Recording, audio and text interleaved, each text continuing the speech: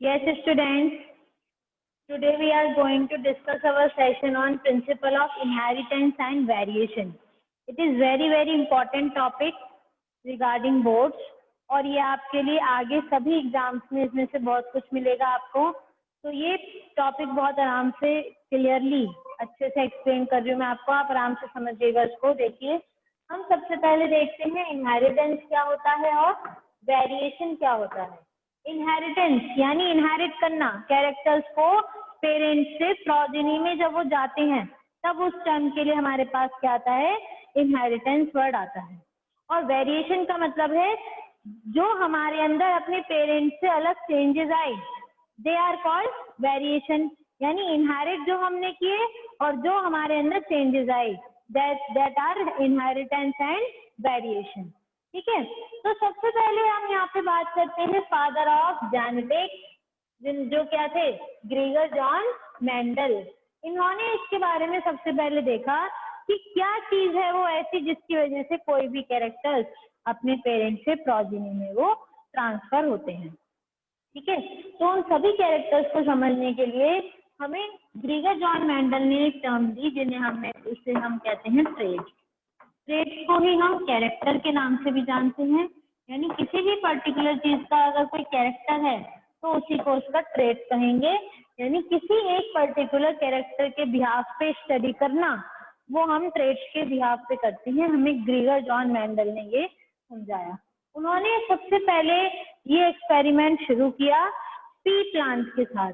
ऐसा क्यों किया उन्होंने, पी प्लांट को क्यों लिया अपने एक्सपेरिमेंट के लिए? पी प्लांट को उन्होंने इसलिए लिया क्योंकि जो, मान लीजिए अगर आपको किसी प्लांट के ऊपर स्टडी करनी है, उसके अलग अलग सेवरल जनरेशन पे, तो मान लीजिए अगर उसकी फ्रूटिंग 12 ईयर्स में हो रही है, 10 ईयर्स में हो रही है, तो आप अपनी लाइफ टाइम में ही चार या 5 उसकी एज की स्टडी कर पाएंगे। अगर कोई प्लांट 10 साल में एक बार अपनी जनरेशन दे रहा है, ठीक है, तो हम उसको बहुत लंबे समय तक एक एक्सपेरिमेंट चलेगा तब कंक्लूजन निकलेगा। तो इनहेरिटेंस समझने के लिए ग्रेगर जॉन मेंडल ने सबसे अच्छा प्लांट अपने लिए जो लिया वो लिया पी, यानी पाइजम सैटिवम, जिसको आप गार्डन पी के नाम से जानते हैं, मटर का पेड़। इसके ऊपर उन्होंने स्टडी स्टार्ट की, मटर के ऊपर स्टडी स्टार्ट की। तो जो हमारा मटर है, इसमें मटर की बात हम यहाँ कर रहे हैं अगर, तो मटर के ऊपर पाइजम सैटिवम पी उन्होंने इसलिए लिया क्योंकि एक तो इसका लाइफ स्पैन बहुत शॉर्ट होता है, वेरी शॉर्ट लाइफ स्पैन। तो लाइफ स्पैन शॉर्ट होने की वजह से ये बहुत जल्दी 1 साल में ही 4-5 इसकी फसल आ जाती है और ये बहुत ही हेल्दीली ग्रो करते हैं और इनको ज्यादा हैबिटेट चेंजेस की भी जरूरत नहीं होती, यानी नॉर्मल टेम्परेचर पे ये ग्रो कर लेते हैं। इनके लिए कुछ ज्यादा हायर जो टेम्परेचर रिक्वायरमेंट है या एनवायरमेंटल कंडीशंस है वो बहुत ज्यादा मस्ट नहीं है, इजी टू ग्रो है, इकोनॉमिकली भी ये सस्ता होता है और ये हमें इजीली अवेलेबल भी हो जाता है। ठीक है, और सबसे बड़ी बात कि इसका लाइफ स्पैन बहुत कम होता है। तो मेन रीजन ये रहा मटर के ऊपर स्टडी करने का। तो उन्होंने देखा कि कोई एक, जनरली आप गार्डन में अगर जा रहे हैं तो वहां आपने देखा मटर का पेड़ है अगर, या कोई भी एक पेड़ है, उसी पेड़ में एक वैरायटी आपको बड़ी मिलेगी, एक छोटी। तो उन्होंने इसी कॉन्ट्रास्टिंग कैरेक्टर को क्या नाम दिया, टॉल एंड ड्वार्फ। ड्वार्फ मतलब छोटा और टॉल मतलब बड़ा। तो यहाँ से हम देखेंगे, यहाँ पहले मैं आपको 2 टर्म्स एक्सप्लेन करती हूँ जिनका नाम है dominant and recessive. Dominant and recessive. आपको यहाँ एक टर्म मिलेगी एलीली, एक जीन, ये सब तरीके की टर्म्स आपको एनसीईआरटी जब आप रीड करेंगे मिलेगी, मैं आपको वो सभी समझाऊंगी यहाँ पर। डोमिनेंट का मतलब क्या है, मान लीजिए आपको मैं प्रैक्टिकल एग्जांपल समझा दी हूँ कि आपकी क्लास में 2 मॉनिटर है, एक मॉनिटर फर्स्ट मॉनिटर है, एक सेकंड मॉनिटर है। तो एक जो डोमिनेटिंग यानी फर्स्ट मॉनिटर है वो हमेशा वर्किंग में रहेगा। कब रहेगा, जब चाहे सेकंड मॉनिटर क्लास में है या नहीं है, फर्स्ट मॉनिटर की पूरी इंपॉर्टेंस और पूरी उसका वर्क है। लेकिन जो सेकंड मॉनिटर है क्लास का, केवल वो कब वर्किंग में आएगा, केवल फर्स्ट मॉनिटर की एब्सेंस में। ठीक है, तो डोमिनेटिंग जो कैरेक्टर है वो अपने आप को अपीयर कराने के लिए, विजिबल कराने के लिए किसी को नहीं देखेगा, उसके ऊपर रिसेसिव की प्रेजेंस का कोई इफेक्ट नहीं पड़ेगा। लेकिन जो रिसेसिव है उसके ऊपर डोमिनेट की प्रेजेंस का इफेक्ट पड़ेगा, यानी अगर डोमिनेटिंग कैरेक्टर प्रेजेंट है तो उसकी प्रेजेंस में वो अपने आप को विजिबल नहीं कराएगा, उसका कोई रोल नहीं रहेगा। रिसेसिव का रोल केवल तब होगा जब डोमिनेटिंग कैरेक्टर एब्सेंट होगा। ठीक है, यानी एक तरीके से हावी होना, कोई एक पर्टिकुलर पर्सन या कोई भी एक कैरेक्टर जो अपने आप को विजिबल कराते टाइम किसी और से सप्रेस नहीं होता, सप्रेस मतलब दबना, तब उसको डोमिनेटिंग कैरेक्टर कहते हैं। और रिसेसिव कैरेक्टर कब होता है?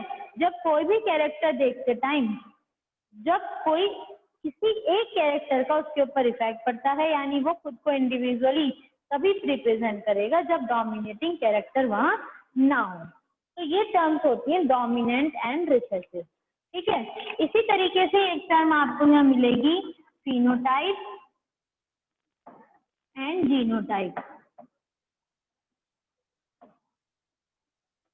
तो आप यहाँ देखेंगे मैंने आपको एक टर्म बताई है टॉल एंड ड्वार्फ।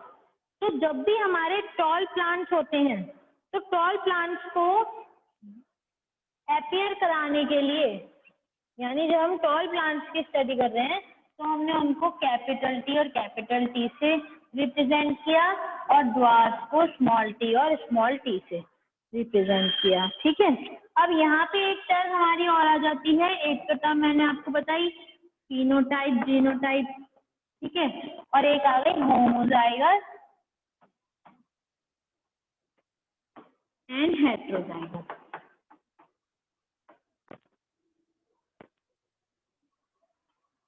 तो फिनोटाइप का मतलब क्या है? फिजिकल अपीयरेंस, उसको आप फिनोटाइप कहेंगे। और अगर जेनेटिक स्ट्रक्चर आप पढ़ रहे हो, जीन्स की स्टडी कर रहे हैं उसके, तब आप उसको जीनोटाइप कहेंगे। ठीक है, इसी तरीके से आप देख सकते हैं, मैंने अभी आपको एक बात समझाई थी डोमिनेंट एंड रिसेसिव। जो टॉलनेस होती है वो हमेशा, या हम कहें ये 7 कैरेक्टर्स हैं, अभी इनके बारे में मैं आपको और समझाऊंगी, ये सारे डोमिनेटिंग हैं इन सभी रिसेसिव के ऊपर। ठीक है, तो मेंडल ने 7 कैरेक्टर्स के ऊपर स्टडी करी, उनमें से एक टॉल और ड्वार्फ में आपको यहाँ एक्सप्लेन कर रही हूँ। वो क्या है कि जैसे ही कोई एक पेड़ है, मान लीजिए आपने गार्डन में जाके देखा एक पेड़ बड़ा है एक पेड़ छोटा है, तो आपको ये नहीं पता कि जो पेड़ देखने में बड़ा है यानी फिनोटाइप में ये कैसा है, टॉल फिनोटाइप में, और ये फिनोटाइप में ड्वार्फ है, छोटा है। लेकिन अभी मैंने आपको एक चीज समझाई कि डोमिनेटिंग अपने आप को शो करके ही रहेगा, यानी फर्स्ट जनरेशन में आपको यहाँ क्रॉस के थ्रू एक्सप्लेन करती हूँ। ये आपके पास टॉल प्लांट था एक, ये आपके पास एक स्मॉल ड्वार्फ प्लांट है, इन दोनों का आपने क्रॉस कराया। क्रॉस कराने के 2 मेथड होते हैं। सबसे पहला मेथड है कि इन सबको अलग कर लो, इस तरीके से लिख लिया हमने, एक बार इससे क्रॉस कराया, तो हम देखेंगे कि हर बार क्रॉस कराने पे यही आएगा रिजल्ट। ठीक है, इनका इससे कराने पे रिजल्ट हमेशा यही आएगा। चारों बार, एक बार क्या है कैपिटल टी और एक बार स्मॉल टी, यानी इस जनरेशन को आप पेरेंटल जनरेशन कह रहे हैं या आप इसको टी जनरेशन कह सकते हैं। इस जनरेशन को आप F1 जनरेशन कहेंगे। F का मतलब होता है फीलियल। क्या मतलब होता है? F का मतलब होता है, दिख नहीं रहा इधर, F1 का मतलब होता है फीलियल। ठीक है, तो ये जो फीलियल जनरेशन है ये F1 जनरेशन कहलाएगी।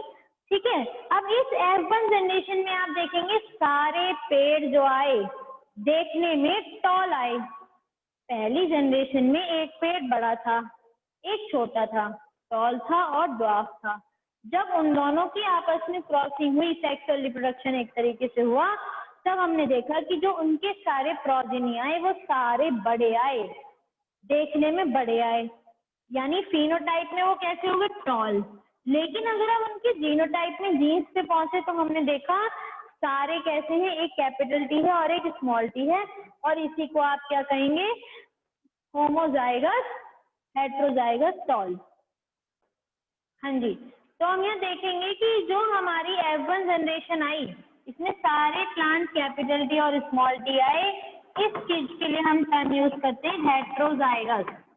हेट्रोजाइगस जब सबकी जीन जेनेटिक कंपोजिशन अलग है। ये दोनों होमोजाइगस थे, होमोजाइगस वर्ड समझ आया, और ये सारे वर्ड कैसे हैं, हेट्रोजाइगस। ठीक है, सारे होमोजाइगस थे क्योंकि यहाँ पे जेनेटिक कंपोजिशन सबकी सिमिलर थी, कैपिटल टी थी तो सबकी कैपिटल टी और स्मॉल टी, लेकिन यहाँ पे मिक्सिंग हो गई। अब यहाँ आप देखेंगे हेट्रोजाइगस में क्या आया, सारे प्लांट्स टॉल दिखे, तो इसका मतलब मैम एक बार होमोर हेट्रो समझा दीजिए क्या होता है। होमोजाइगस और हेट्रोजाइगस। होमोजाइगस, होमो means same, hetero means different. जब जेनेटिक कंपोजिशन दोनों एलिलीज की, एलिली इनको बोलते हैं हम, जो जिनको हमने अलग कर लिया इनको आप एलिलीज बोलते हैं। ठीक है, दोनों एलिली जब एक जैसे हैं, यानी टॉल प्लांट में कैपिटल टी और कैपिटल टी हैं, तब वो होमोजाइगस। लेकिन F1 जनरेशन में चारों पेड़, चारों प्रोजेनी आए टॉल, लेकिन एक कैपिटल टी एक स्मॉल टी है, इसको हेट्रोजाइगस कहेंगे।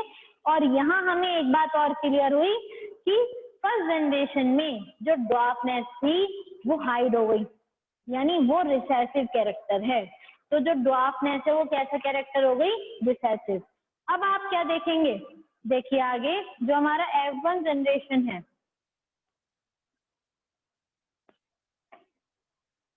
पेरेंटल जनरेशन में सबके पास कैपिटल टी था। F1 जनरेशन में हमारे पास कैपिटल टी और स्मॉल टी आ गए, कैपिटल टी और स्मॉल टी था, यहाँ पर आ गए सारे क्या, कैपिटल टी और स्मॉल टी। सारे हमारे पास टॉल आए, लेकिन कैसे आए, हेट्रोजाइगस, क्योंकि दोनों का एलिली कॉन्स्टिट्यूशन अलग है, हेट्रोजाइगस। अब हमने क्या करा, स्टडी करने के लिए आगे मेंडल ने क्या किया, अब F1 जनरेशन की सेल्फ क्रॉस करा दी, यानी आपस में क्रॉस कराना।